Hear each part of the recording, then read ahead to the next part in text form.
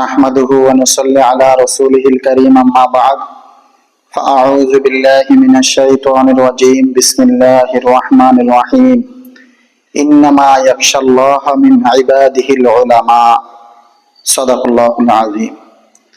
ভাই দোস্ত বুজুর্গ, আমার আজকের বিষয়বস্তু হলো গত জুমায় বাইতুল মুকাররমে যেই মারামারি হলো ওই মারামারির বিষয়ে আজকে আমার বিষয়বস্তু।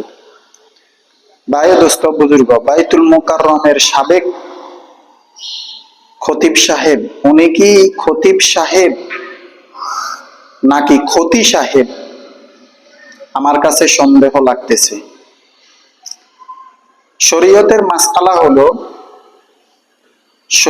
মাসআলা হলো মসজিদের বেশিরভাগ পার্সেন্ট লোক যদি কোনো খতিবের প্রতি অসন্তুষ্ট হয় তাহলে ওই মসজিদের খতিবকে ওই মসজিদে ইমামতি করা নাজায়েজ। এটাই হলো মাসআলা, এটাই হলো শরীয়তের দলিল নাম্বার 1। নাম্বার 2, এই যে মসজিদের মধ্যে মারামারি করলো, জুতার বক্স মারামারি করলো,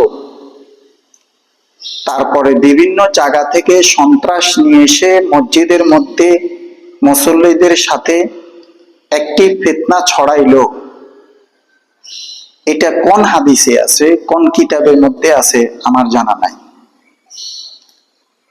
রাসূল করিম সাল্লাল্লাহু আলাইহি ওয়াসাল্লাম বলেন এক হাদিসের মধ্যে, আখেরি জামানায় মসজিদের মধ্যে জোরে আওয়াজে কথা বলবে, মসজিদের মধ্যে ফিতনা হবে, মসজিদের মধ্যে ঝগড়া ফিতনা ফাসাদ মারামারি হবে, এটা হলো কিয়ামতের আলামত।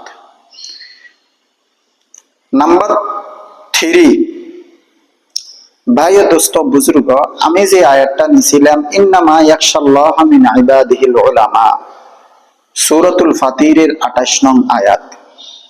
এই আয়াতের মধ্যে আল্লাহ সুবহানাহু ওয়া তাআলা বলেন ইন্নামা ইয়াখশাল্লাহ মিন ইবাদিহিল উলামা, নিশ্চয়ই আমার বান্দার মধ্য থেকে আলেম ওলামারাই একমাত্র আমাকে ভয় করে।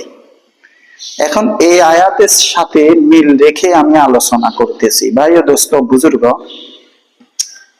এই যে খতিব সাহেব নামদারি আলেম, উনি যদি রাসূল করিম সাল্লাল্লাহু আলাইহি ওয়াসাল্লামের হাদিসের আলোকে আলেম হইতেন, উনি যদি আল্লাহ পাক রব্বুল আলামিনের এই সূরাতুল ফাতিরের 28 নং আয়াতের সাথে মিল রেখে আলেম হতেন, তাহলে উনি এই কাজটা করতে পারতেন না।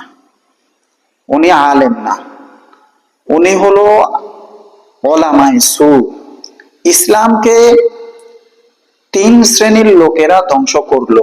রাসূল করিম সাল্লাল্লাহু আলাইহি ওয়াসাল্লাম এক হাদিসের মধ্যে বলেন ইসলামকে 3 শ্রেণীর লোকেরা ধ্বংস করলো। 1 নাম্বার হলো জালেম শাসক, 2 নাম্বার হলো উলামায়ে সু। উলামায়ে সু কাকে বলে? উলামায়ে সু বলা হয় দরবারি আলেম, কিছু দরবারি আলেমকে উলামায়ে সু বলে। জাতীয় মসজিদ, বাংলাদেশের মধ্যে সবচাইতে মূল্যবান যে মসজিদ, ইসলামের যে প্রাণ কেন্দ্র বাংলাদেশের মধ্যে, সেটা হলো জাতীয় মসজিদ। সবচাইতে যেখানে মানুষ বেশি জড় হয়, যেখান থেকে মানুষ কিছু শিখবে, আল্লাহ সুবহানাহু ওয়া তাআলার পবিত্র জায়গায়, পবিত্র স্থানে উনি বিভিন্ন জায়গা থেকে সন্ত্রাস ভাড়া করে নিয়ে এসে উনি এখানে যে ফিতনাটা ছড়াইলো, উনি কি আলেম? আমার তো মনে হচ্ছে না উনি আলেম, কারণ উনি আলেম না, উনি হলো উলামায়ে সু। ইন্নামা ইয়াখশাল্লাহ মিন ইবাদিহিল উলামা, আল্লাহ পাক রব্বুল আলামিন যে বলছেন যে একমাত্র ভয় করে আমার বান্দাদের মধ্যে থেকে আলেমরা। তো উনি কি আলেম নেই? আলেম হইলে তো উনি ভয় করতো আল্লাহ পাক রব্বুল আলামিনকে, উনি তো আলেম না। যদি ভয় করতেন তাহলে এখানে সন্ত্রাস নিয়ে এসে বাইতুল মুকাররমের ভিতরে মারামারি করতো না। ভাই দোস্ত বুজুর্গ, এই আয়াতের তাফসিরে আব্দুল্লাহ ইবনে মাসউদ রাদিয়াল্লাহু তাআলা আনহু কি বলেন? আব্দুল্লাহ ইবনে মাসউদ কে? আব্দুল্লাহ ইবনে মাসউদ হলো রাসূল করিম সাল্লাল্লাহু আলাইহি ওয়াসাল্লামের একদম ঘনিষ্ঠ একজন সাহাবী। উনি একজন ফকিহ, উনি একজন মুফতি।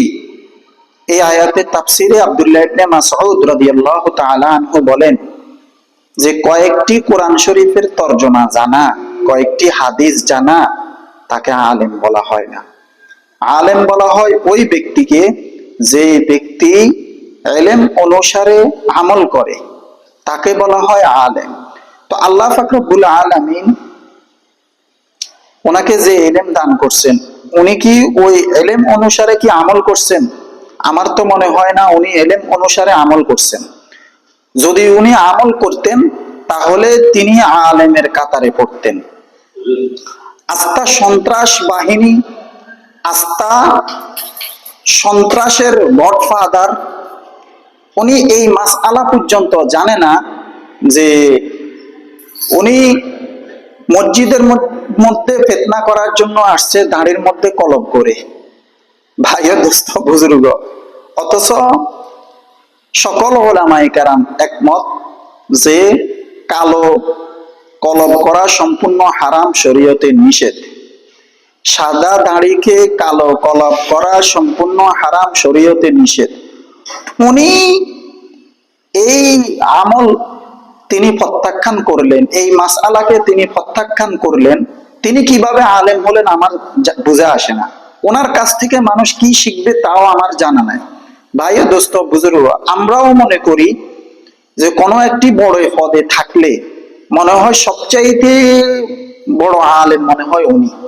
যেমন সবচাইতে বড় মসজিদে যদি কোনো একটা মানুষ খতিব হয়, বা বাংলাদেশের মধ্যে সবচাইতে বড় মাদ্রাসায় যদি কোনো একজন আলেম থাকেন, বা কোনো একটি বড় পদে যদি কোনো একজন আলেম থাকেন, আমরা মনে করি যে সবচাইতে বড় আলেম মনে হয়, দুনিয়ার ইলম মনে হয় তার কাছে।